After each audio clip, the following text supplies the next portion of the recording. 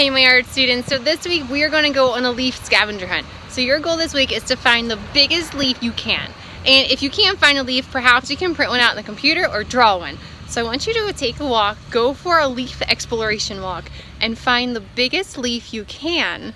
And you can do different leaves if you want to and decide later which one you want to use. Or you can use all different sizes and shapes if you want to. So you don't have to just find one leaf, you can find a bunch. So once you find your leaf, join me in the drawing cam and I'll show you our next step. Alright, welcome back. I am on my drawing cam and ready to create artwork. So the materials you need, of course, are the leaves that you found. You can have one leaf, you can have two leaves. It's totally up to you. You are the artist. And I also have my graph paper. And if you are at school, I had dropped off graph paper last week. And if you are at home, a plain piece of paper will work. You would just have to draw lines on your paper going up and down and side to side to join us for this project. So, the first thing I want to do is I'm going to grab my leaf. I'm going to place it somewhere on my paper that I think is a good composition, that looks good. Alright, and it's okay if your leaf is kind of off the paper too. You cannot just fit one leaf, but you can do two leaves. Now, the next thing you're going to do is you're going to trace around your leaf the best that you can by following around the edges. So I'm tracing mine with Sharpie. You may trace yours with pencil. It is up to you. So I'm just gonna take my time, go around my edges the best I can. I'm just following around the outside of my leaf. And I'm taking my time. So take your time, don't rush.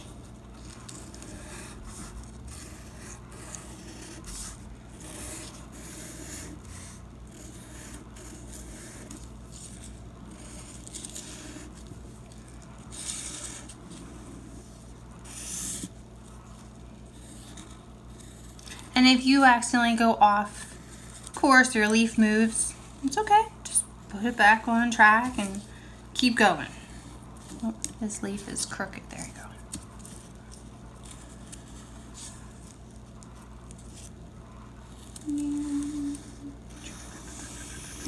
go. All right, so I can do one, or I'm going to put another one this way, and I think I'm going to. I also have a different leaf, so maybe I'll do a different leaf instead.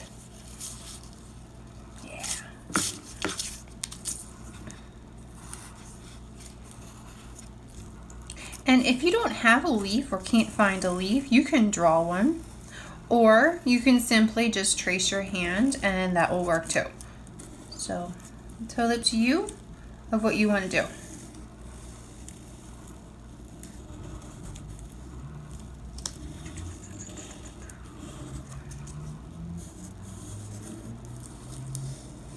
And if I am using Sharpie, and I highly suggest if you're using Sharpie or permanent markers at home, put something underneath your papers, so if I flip my paper over, it came through. And if I didn't have something underneath, like a piece of scrap paper or cardboard or newspaper, it would have ended up on my counter. And I don't want permanent marker or Sharpie on my counter, because guess what? Then I got to eat.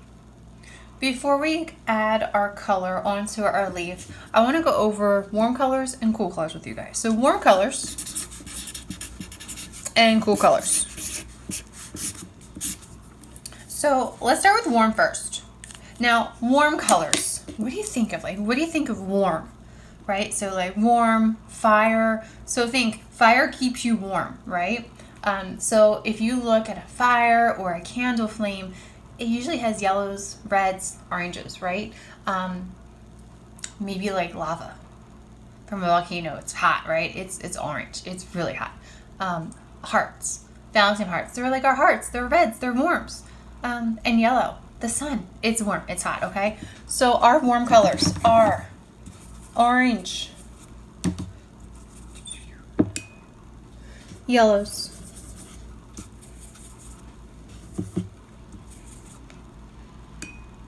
and red. All right, so there are our warm colors. I'm using watercolors so I don't have true solid colors. All right, so let's think cold. So if we are like super freezing, our lips often turn blue, right? So blue is a warm color. And purple is a warm color. Oh, I'm sorry, it's a cool color. It's a cool color. My mistake. It's cool. It's cold. All right, so purple is cold. And our last one is green.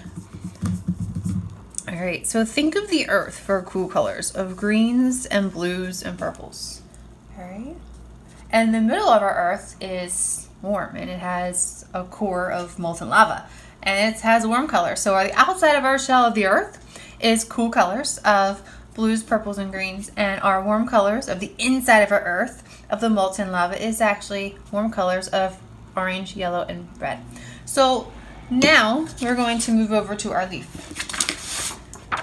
And if you notice, there's graph paper and there's different sections in our leaf. So challenge, if you want to start on the inside or outside, it's totally up to you. I'm finding my brush here. And you are going to select warm colors or cool colors of what you want to stick in the leaf. And the opposite is going to be on the outside. So if I'm going to start picking warm colors, I'm going to paint in, and it could be roughly these different squares. Okay, so I'm just going to kind of start painting these different squares in of a whole bunch of warm colors. And it's okay if they start to bleed. If you are using watercolors, that's going to be actually cool, because when our leaves change colors, you know, they bleed. They blend in together really well. And you can kind of like do a couple at a time, one shade of a warm color, then flip-flop to the other shade. Totally up to you. So your goal is to finish and fill in your whole leaf, either using warm colors and cool colors and coloring in or painting in these squares. All right, I think it's easy. You can do it. If you don't have watercolors at home, you are welcome to use markers, color pencils, crayons. You can use a variety of things. If you want to, go for it. All right, so I'm gonna finish my leaves, and then I'm gonna come back and I'm gonna show you how to do the cool colors on the outside. And again, if you don't wanna use warm colors on the inside of your leaf, you can use your cool colors. So I have finished my leaves. And it's okay if you go into the other spaces. It's totally fine. If you have two of the same colors next to each other, that's fine too. So next I'm going to do my background. And my background colors are going to be blue, purple, green, and teal. So I have some teal available. I'm going to use my teal just for another color. And again, if you have more than one color blue, you are welcome to use that. So remember, it is up to you if you want to do blue leaves of warm colors, or I'm sorry, of cool colors. If you want to have a cool color background, you can have a cool color background, or you can have cool color leaves. Now that's up to you, but you have to make a decision. Are you going to have your background with cool colors or warm colors, or your leaves with cool colors or warm colors? So you have to pick which one, and it can't be both. So if you notice what I'm doing, I'm just kind of like going around and just spreading out color like every other square of the same color. And then I'm going to go back in, and I feel like it might work a little faster this way. But you guys are the artists. You can have your own art technique.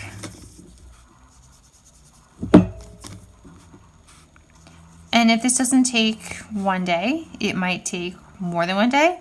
It's okay. It might take more than 45 minutes. But it's up to you and how fast you work.